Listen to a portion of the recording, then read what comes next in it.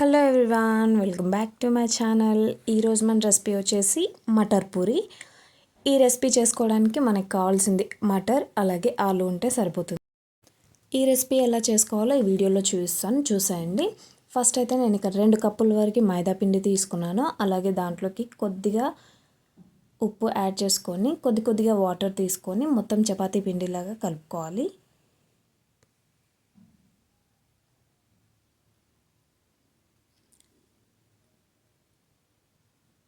ఇలా మొత్తం పిండిని సాఫ్ట్గా కలుపుకున్న తర్వాత ఒక మూత పెట్టేసి పైన ఒక 10 నిమిషాలు వదిలేయాలి.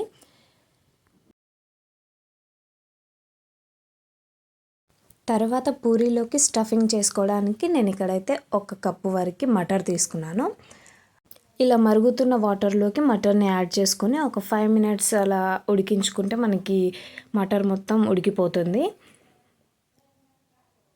మటర్ ఉడికిపోయిన తర్వాత స్టవ్ని కట్టేసి అలాగే వీటిని వాటర్ని వంపేసి ఒక 5 మినిట్స్ పక్కన పెట్టేస్తే ఇలా మటర్ మొత్తం చల్లగా అయిపోతుంది మనకి.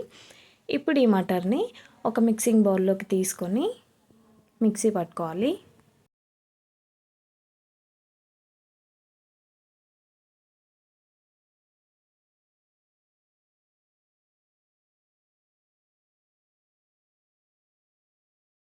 ఇలా మటర్ మొత్తాన్ని మిక్సీ బౌల్లోకి తీసుకున్న తర్వాత అలాగే దీంట్లోకి 2 పచ్చిమిర్చి అలాగే కొంచెం ఉప్పు అలాగే నేను ఇక్కడ 1 స్పూన్ వరకు చక్కెర కూడా తీసుకున్నాను.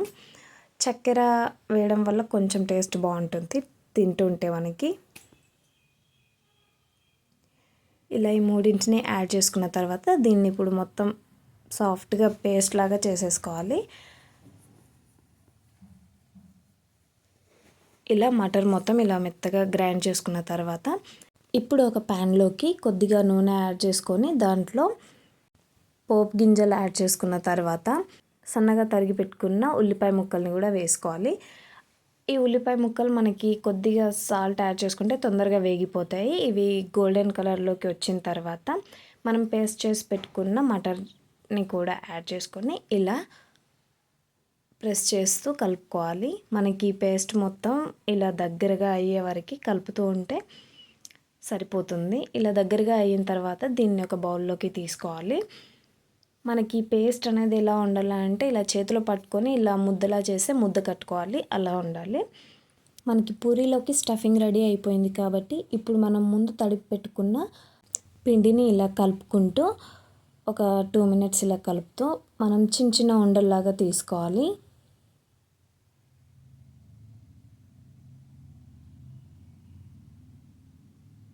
ఇలా మనకి పూరికి సరిపడా పిండిని తీసుకొని పిండిని ఇలా ప్రెస్ చేస్తూ మనం తయారు చేసి పెట్టుకున్న మటర్ని మధ్యలోకి యాడ్ చేసుకోవాలి.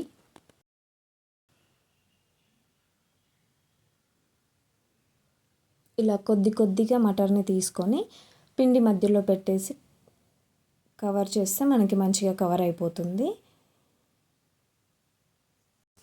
ఇలా చేసిన తర్వాత మటర్ పూరి చేసేటప్పుడు బయటికి కూడా రాకుండా మంచిగా లోపలే ఉండిపోతుంది. ఇలా పిండి మొత్తాన్ని మటర్ పెట్టేసి బాల్స్లా చేసుకోవాలి ముందే. అలా చేసుకుంటే మనకి పూరి చేసుకునే టైంలో తొందరగా అయిపోతుంది. ఇలా ఒక ప్యాన్లో కొద్దిగా నూనె తీసుకొని ఇలా మనం ముందే రెడీ చేసి పెట్టుకున్న బాల్స్ మొత్తాన్ని నేను ఇక్కడ ముందే మటర్ మొత్తాన్ని బాల్స్లో పెట్టేశాను. చేసుకునేటప్పుడు వీలుగా ఉంటుంది కదా. ఇక్కడ ఒక బౌల్లోకి కొద్దిగా నూనె తీసుకున్నాను నేను. ఇలా పిండిని నూనెలో డిప్ చేసుకుంటూ మనం చపాతీ కర్రతో పూరి చేసుకోవాలి. ఇక్కడ పూరి పల్చగా కాకుండా అలాగే మందంగా కాకుండా మీడియం సైజులో ఉండాలి. చూడండి, పూరి చేసే టైంలో మటర్ కూడా నాకు అసలు బయటికి రావట్లేదు. పూరి నీట్గా వచ్చింది. నీట్గా వచ్చింది కదా, అసలు బయటికి రాకుండా ఎలాంటి క్రాక్స్ కూడా లేదు. మనకి నూనె వేడెక్కిపోయింది కాబట్టి నూనెలో పూరి వేసేసి పైనుంచి ఇలా ప్రెస్ చేస్తుంటే మనకి పూరి మంచిగా పొంగిపోతుంది.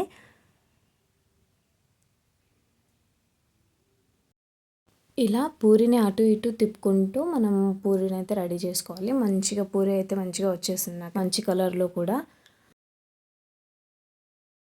పూరి రెడీ అయిపోయింది కాబట్టి ఇప్పుడు కర్రీని కూడా ఎలా చేయాలో చూపిస్తాను, వచ్చేసాయండి. దీనికోసం నేను చిన్న చిన్న ఆలు ఉంటాయి కదా, అవి తీసుకున్నాను. పీల్ తీసేసి ఇలా కుక్కర్లో కొన్ని వాటర్ తీసుకొని అలాగే కొద్ది పసుపు అలాగే ఉప్పు తీసుకొని ఒక 3 విజిల్స్ వచ్చే వరకు ఉడికించుకున్నాను నేను.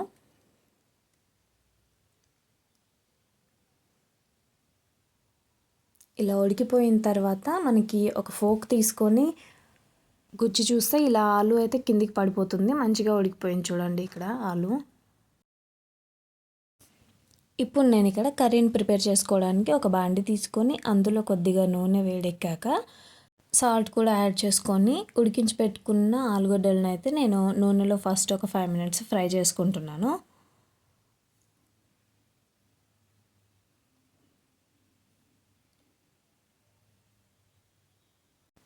ఈ ఫ్రై చేసుకునే టైంలో కావాలంటే మీరు కొద్దిగా కారం అలాగే ధనియాల పొడి కూడా యాడ్ చేసుకొని ఫ్రై చేసుకోవచ్చు. నేను ఇక్కడ ఖాళీ ఆలుగడ్డలు మాత్రమే ఫ్రై చేసి పెట్టుకుంటున్నాను.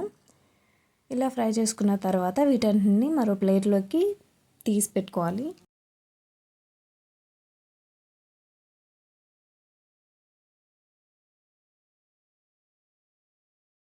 ఆలుగడ్డలన్నింటిని పక్కకు తీసి పెట్టుకున్న తర్వాత అదే నూనెలోకి కొద్దిగా జీలకర్ర ఆవాలు కూడా యాడ్ చేసుకొని అవి చిటపటమన్న తర్వాత అల్లం వెల్లుల్లి పేస్ట్ కూడా యాడ్ చేసుకొని వేయించుకోవాలి.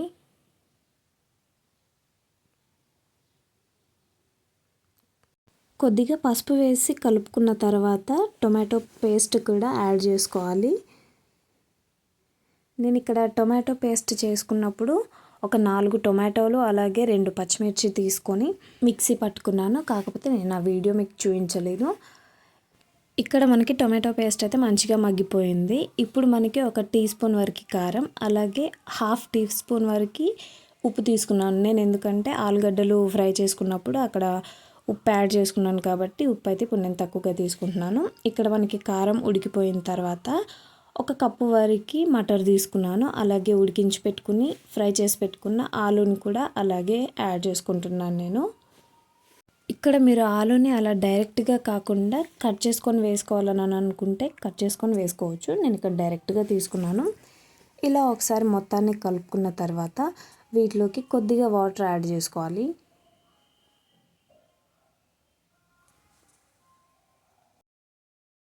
నేను ఇక్కడ ఈ కర్రీలో ఎక్కువ మసాలాలు ఏమీ వాడట్లేదు.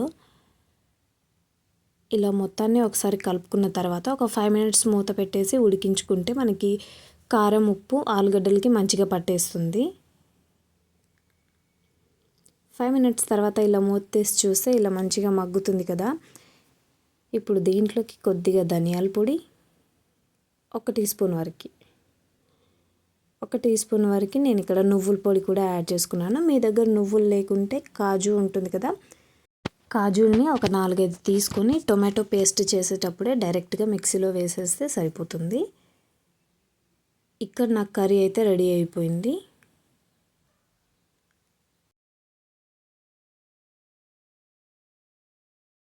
నువ్వుల పొడి వేసిన తర్వాత ఒక 2 మినిట్స్ ఉడికించుకొని ఫైనల్గా మూత తీసి కట్ చేసి పెట్టుకున్న కొత్తిమీరని యాడ్ చేసేసుకుంటే మనకి పూరీలోకి కర్రీ అయితే రెడీ అయిపోయింది. ఇదండి ఈరోజు మన వీడియో వచ్చేసి మటర్ పూరి అలాగే ఆలూ కర్రీ. వీడియో నచ్చితే చిన్న లైక్ ఇచ్చి అలాగే మన ఛానల్ని సబ్స్క్రైబ్ చేసుకోండి. బాయ్.